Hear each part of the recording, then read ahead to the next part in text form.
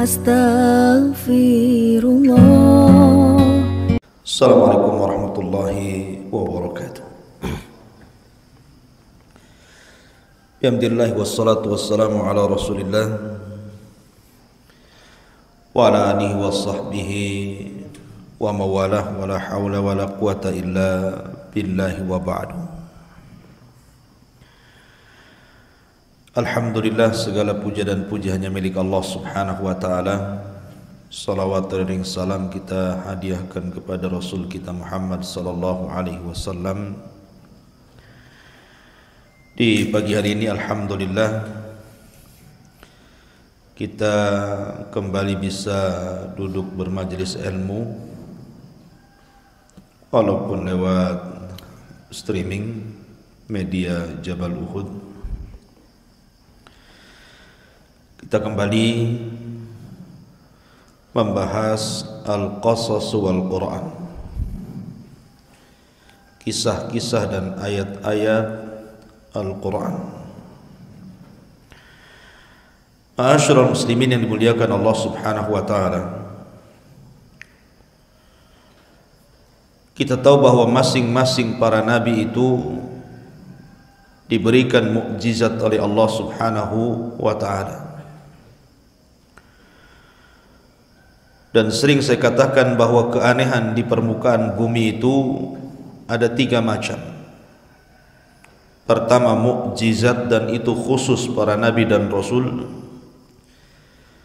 Yang kedua, karamah, dan itu khusus pada wali-wali Allah. Kemudian yang ketiga, sihir, dan itu yang dipelajari oleh para dukun dan yang semacamnya. Semua para nabi diberikan oleh Allah Azza wa Jalla mukjizat. Nabi Musa alaihi salatu wassalam diberikan tongkat dan tangan yang bercahaya. Nabi Isa juga sama diberikan mukjizat mampu mengobati berbagai macam penyakit, termasuk juga Nabi sallallahu alaihi wa ala alihi wasallam. Bahkan mukjizat terbanyak dari seluruh para nabi dan rasul adalah mukjizat nabi kita sallallahu alaihi wa ala alihi wasallam, mencapai 1000 lebih. Begitu keterangan para ulama. Suatu ketika orang-orang musyrik itu datang kepada Nabi sallallahu alaihi wasallam layaknya para pengikut para nabi sebelumnya. Mereka meminta bukti atas kenabiannya. Sama seperti di zaman Nabi Saleh. Wahai Saleh, kalau engkau memang seorang nabi, buktikan dengan mukjizat, keluarkan unta dari batu ini. Maka Saleh pun berdoa kepada Allah, kemudian keluar unta dari batu. Lah Nabi SAW juga diminta dengan hal yang sama. Kalau engkau seorang nabi dan rasul, buktikan dengan mukjizat dan keanehan. Maka Nabi SAW mengatakan, lalu apa yang kalian kehendaki dariku? Kemudian orang-orang musyrik Arab mengatakan, belahkan bulan menjadi 2 untuk kami. Bayangkan, membelah bulan ini bukan kayak belah roti. Membelah bulan ini sesuatu yang mustahil, kecuali karena kuasa Allah Azza wa Jalla. Tapi Allah subhanahu wa ta'ala kemudian mengijabah kehendak Nabi sallallahu alaihi wasallam.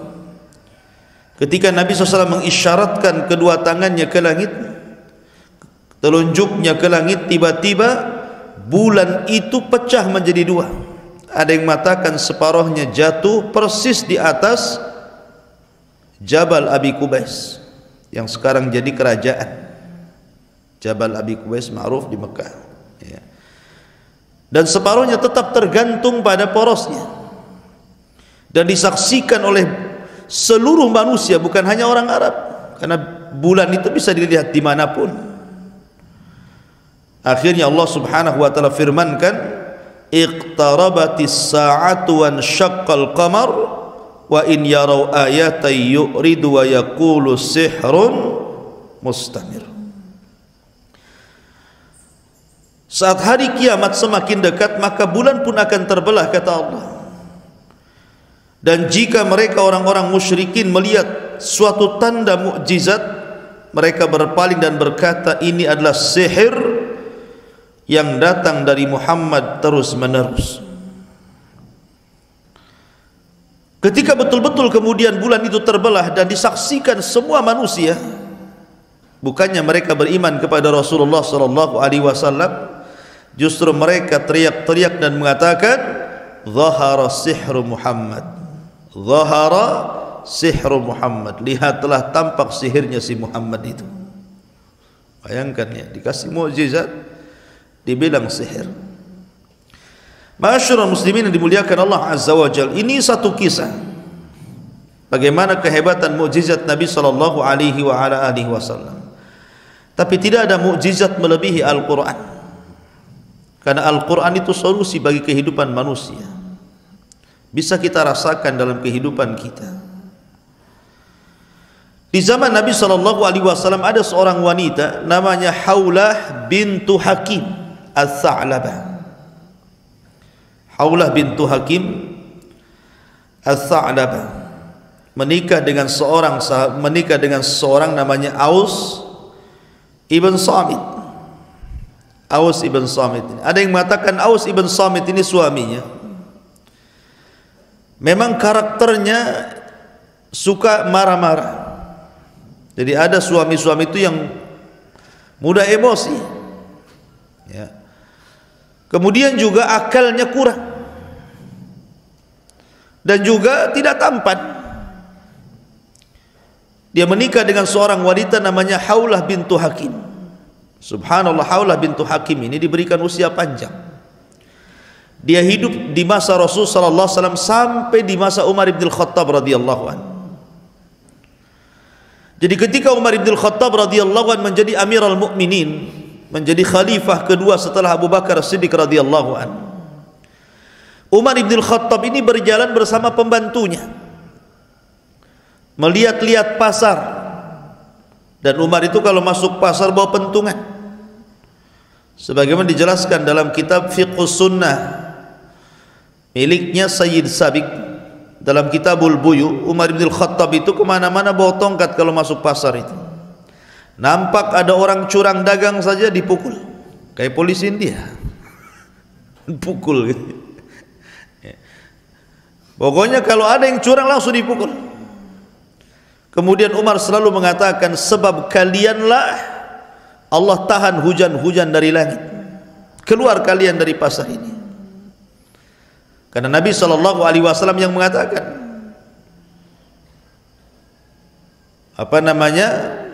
kalau seandainya mereka itu sudah mengurangi takaran dan timbangan, illa ukhidu bis-sinin, kecuali mereka akan ditimpakan pacaklik yang berkepanjangan. Makanya Umar selalu mengatakan, keluarlah kalian gara-gara kalian pacaklik ini turun.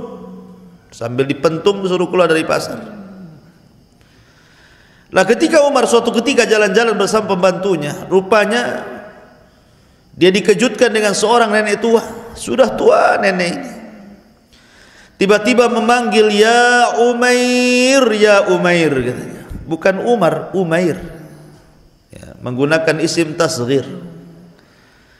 Ya Umair. Ini nama pengecilan namanya. Sama dengan Sulaiman. Sulaiman itu Salman kecil. Kalau Salman itu besar, kalau Salman kecil disebut Sulaiman. Umar, Umair. Ya Umair, ya Umair gitu. Dulu engkau masih kecil, suka berada di pasar Ukat. Kemudian kau jadi remaja, sekarang jadi Amirul Mukminin, sombong ya. Bahasa kita ya seperti itu. Ya. Pakai bahasa saya, bukan bahasa perempuan ini. Oh, sekarang sudah sombong ya, katanya. Maka Umar bin Khattab radhiyallahu anhu menatap wanita itu. Dilihatnya wanita itu. Tiba-tiba wanita ini mengatakan, "Fattaqillah ya Umar." Bertakwalah kau kepada Allah Subhanahu wa taala. Tiba-tiba Umar menangis. Terus wanita ini menasihati Umar bin Khattab sampai khadimnya ini, apa namanya, bodyguardnya, mengatakan, uskuti ya fulana, diamlah wahai fulana, kau sudah membuat Umar bin Khattab menangis. Maka Umar mengatakan, diam kamu, biarkan wanita ini bicara, kamu tahu enggak siapa dia? Kata pembantunya, saya tidak tahu siapa dia. Kata Umar bin Khattab, dialah Haulah bin Hakim. Dialah Haulah bin Hakim. Haulah bin Hakim itulah yang suka mencarikan jodoh Nabi. Dia yang datang kepada Abu Bakar Siddiq radhiyallahu anhu meminta Aisyah untuk menikah dengan Nabi. Haulah bintu Hakim ini. Bahasa kitanya apa? Kalau tukang cari jodoh itu. Ya. Jadi akhirnya kemudian kisah yang menarik adalah Haulah bintu Hakim ketika menikah dengan Aus ibn Samit. Lah Aus ibn Samit ini temperamen orangnya, mudah emosi karena memang akalnya agak kurang dan tidak tampan orangnya. Tetapi subhanallah, memang perjodohan di zaman itu seperti itu. Orang Arab kan biasa main jodoh-jodohkan kan. Awalnya tidak cinta, lama-lama cinta kan gitu ya. Karena cinta itu kuasa Allah, bukan kuasa kita. Awalnya benci jadi cinta ya. Akhirnya lama-lama Haulah juga suka dengan suaminya. Dari pernikahan itulah akhirnya banyak keluar keturunannya, anak laki-laki dan perempuannya. Sudah tua, ada kasus. Tiba-tiba kemudian Aus ibn Samit ini marah kepada Haulah bin Hakim dan mengatakan, anti ka dhahri ummi, kamu itu seperti punggung ibuku. Maka Haulah bintu Hakim menangis karena kalimat itu menurut orang jahiliyah kala itu adalah cerai, sama dengan mengatakan saya talak kamu. Datanglah Haulah bintu Hakim kepada Nabi SAW mengadukan perkaranya. Ya Rasulullah, suamiku sudah menceraikan diriku, tolong satukan kembali kami. Tapi Rasul mengatakan, fa kaifa wa qad qil, bagaimana itu sudah dikatakan, bagaimana caranya? Tidak bisa, kau tidak boleh lagi bergaul dengan suamimu. Lah Haulah bintu Hakim ini terus meminta kepada Rasulullah untuk mencarikan solusi, tapi jawaban Rasul sama. Sampai klimaksnya Haulah bintu Hakim ini sudah menjerit hatinya karena tidak mau dipisahkan dengan suaminya, karena melihat anak-anaknya. Akhirnya suatu ketika Aisyah berada di samping Rasulullah, kemudian juga Haulah bintu Hakim ada di situ dan Rasul juga ada di situ. Tiba-tiba Aisyah radhiyallahu anha tidak mampu mendengar percakapan Haulah dengan Rasulullah, seolah-olah ditulikan, padahal dekat jaraknya. Seolah-olah ngomong apa keduanya itu, enggak dengar saya. Rupanya ketidakdengaran Aisyah radhiyallahu anha di situ. Haulah sedang mengadu kepada Allah Subhanahu wa taala, maka turunlah surah Mujadilah, qad sami Allahu qaulal lati tujadiluka fi zawjiha wa tashtaki ila Allah. Turun surah Mujadilah secara sempurna bercerita tentang Haulah bintu Hakim. Solusi kepada Haulah bintu Hakim bahwa kalimat antika dhahri ummi bukan kalimat cerai menurut Islam, tapi kalimat zihar, yang kalau suami ingin balik kepada si wanita harus bayar kafarah, dan kafarah zihar itu sama dengan kafarah jima di Ramadan. Pertama, memerdekakan budak, gak sanggup puasa 2 bulan berturut-turut, gak sanggup memberi makan 60 fakir miskin, baru boleh kembali dan tidak dianggap cerai. Itu solusi ya. Ma'asyiral muslimin yang dimuliakan Allah Azza wa Jalla. Jadi Al-Quran itu mukjizat, karena Al-Quran itu bukan keputusan, bukan keinginan Rasulullah, tidak. Kalau memang Nabi SAW Al-Quran datang dari Rasul, tentu Rasul sudah berfirman seperti itu kan. Tapi Rasul menunggu sampai kemudian turun wahyu. Sama dengan kasus orang-orang jahiliyah. ketika tidak sanggup menghentikan dakwah Nabi sallallahu alaihi wasallam dengan berbagai macam cara, dengan keras, dengan lembut, dengan sangat lembut, dengan lembut sekali gitu. Tidak bisa juga. Ya, dengan dalil panjang, dalil pendek nggak bisa juga.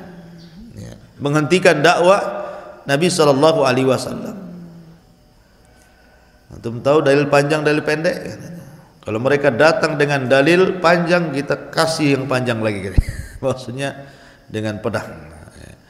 Jadi akhirnya kemudian orang-orang musyrik ini mendengar, di Madinah itu kan banyak orang-orang Yahudi, dan orang-orang Yahudi itu paling paham dengan masalah kenabian.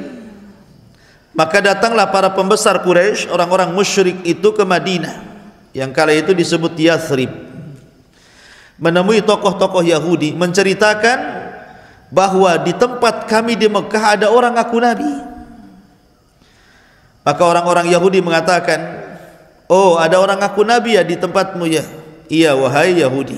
Gini saja, kau tanya itu yang ngaku nabi itu 3 soalan. Kalau dia sanggup menjawab, memang dia nabi. Kalau dia tidak sanggup menjawab, dustakan kenabiannya, karena jawaban ini hanya bisa dijawab oleh para nabi. Nanti saya kasih kunci jawabannya. Kan enak tuh kalau ujian ada kunci jawaban tuh. Pasti 100 nilainya, kecuali otaknya error gitu ya. Jadi akhirnya diajari orang Yahudi, tanya kepada orang yang ngaku nabi di Mekah itu, 1, anak muda yang keliling dunia sampai ujung timur barat, kemudian sampai ujung utara dan selatan, bagaimana kabarnya? Yang kedua, anak-anak muda yang terjerembab dalam goa, kemudian ditidurkan ratusan tahun, bagaimana kondisinya? Kemudian yang ketiga, tanya tentang ruh. Ya, ada yang mengatakan pertanyaan yang lain, tanya tentang pertama, kenapa anak itu mirip dengan bapaknya. Dalam riwayat yang lain, tanya sama dia, kenapa anak itu mirip, kalau nggak sama bapaknya sama ibunya. Kalau sama tetangganya curiga. Ya. Kemudian yang kedua, apa makanan yang dimakan penduduk surga? Pertama kali penduduk surga itu makan apa? Kemudian yang ketiga, tanya tentang ruh. Ya. Terus apa jawabannya? Kata orang Yahudi ini jawabannya 1, 2, 3, 4. Cocokkan jawabannya dengan dia. Kalau cocok memang dia seorang nabi, kalau tidak cocok dustakan kenabiannya. Oh, orang musyrik senang tuh, punya soalan untuk menguji Nabi sallallahu alaihi wasallam. Pulang mereka dari Yathrib menuju Mekah. Maka menghadaplah para pembesar itu kepada Nabi sallallahu alaihi wasallam dan mengatakan, ya Muhammad, kami memiliki 3 soalan untukmu. Kalau kau jawab dengan benar, kami siap beriman mengikuti agamamu. Tapi kalau kau salah menjawab, berarti kau ini hanya orang yang ngaku-ngaku nabi saja. Kamu ini palsu, nabi palsu. Akhirnya kata Nabi, saking senangnya Nabi, dia lupa mengucapkan insya Allah. Jawabannya besok. Harusnya kan ghadan insya Allah, kan begitu ya? Besok nanti jawabannya insya Allah. Tapi sangat senangnya Rasul melihat orang-orang musyrik yang siap beriman dengan hanya sekedar menjawab pertanyaan mereka. Rasul mengatakan besok jawabannya, dan lupa mengucapkan insya Allah. Bahaya orang yang lupa mengucapkan insya Allah. Kalau antum janji, katakan insya Allah. Besok datang enggak? Insya Allah tak datang. Jangan ya, kalau enggak datang bilang enggak datang. Maksudnya insya Allah datang. Jadi takutnya kalau ada halangan kan sudah insya Allah atas kehendak Allah, bukan kehendak kita. Lalu Rasul dilupakan mengucap insya Allah. Rupanya sampai besok Jibril pula tak turun. 2 hari berikutnya Jibril tak turun. 3 hari berikutnya Jibril pun tak turun. Hampir 1 bulan. Ini orang-orang musyrik ini sudah memang niatnya untuk menjatuhkan Rasul. Sudah mengira-ngira memang itu nabi palsu tuh. Katanya besok. Kenapa kemudian lewat sehari tak ada jawaban, lewat 2 hari tak ada jawaban, lewat 1 minggu pun tak ada, lewat 2 minggu apalagi 3 minggu, stres Nabi dibuatnya, sampai akhirnya sempit dadanya. Nah, ketika sempit dadanya itulah kemudian sudah hampir sempurna 1 bulan, baru Jibril datang menurunkan surah Al-Kahfi. Jawablah mereka wahai Muhammad, adapun laki-laki yang berkeliling dunia dialah Dzulqarnain, adapun anak-anak muda yang terjerembab di dalam gua mereka lah Ashabul Kahfi. Adapun ruh, yas'alunaka 'anir ruh qulir ruhu min amri rabbi wa ma utitu minal ilmi illa qalila. Katakan ruh itu urusan Allah, enggak tahu kita. Dalam riwayat bahwa diberikan jawaban tentang pertanyaan yang kedua, kenapa anak mirip dengan bapa dan ibunya. Kemudian katakan kepadanya, itu tergantung siapa yang mendominasi dari air spermanya. Kalau memang bapaknya ya mirip bapaknya, kalau memang ibunya ya mirip ibunya. Kalau 50-50 ya mungkin sebelah bapak sebelah ibu, atas hitam bawah putih gitu ya. Jadi hitam putih jadi. Masyarul muslimin yang dimuliakan Allah, adapun makanan awal penduduk sorga adalah kabidil hut. Untuk kabidil hut, ya, kabidil hut itu hatinya ikan paus. Itulah makanan pertama penduduk sorga. Dan minuman yang pertama minum jahe. Jangan samakan jahe sini dengan jahe sorga. Abdullah bin Abbas mengatakan persamaan kita di dunia dengan sorga itu hanya nama, bukan hakikat. Ya. Adapun ruh, sekali lagi yas'alunaka 'anir ruh qulir ruhu min amri rabbi. Maka kemudian Nabi SAW menjawab, dan persis seperti kunci jawaban yang dipegang orang-orang musyrik, tapi tidak mau juga mereka beriman kepada Allah Azza wa Jalla. A'anzartahum am lam tunzirhum la yu'minun. Khatamallahu ala qulubihim wa ala sam'ihim wa ala absarihim ghishawah. Ya, jadi memang sudah terkunci hatinya. Mereka tidak beriman kepada Allah Azza wa Jalla. Masyarul muslimin, itulah diantara kisah-kisah mukjizat Nabi sallallahu alaihi wa ala alihi wasallam. Subhanakal bihamdika asyhadu an la ilaha illa anta astaghfiruka wa atubu ilaik. Allahu ta'ala alam. Assalamualaikum warahmatullahi wabarakatuh.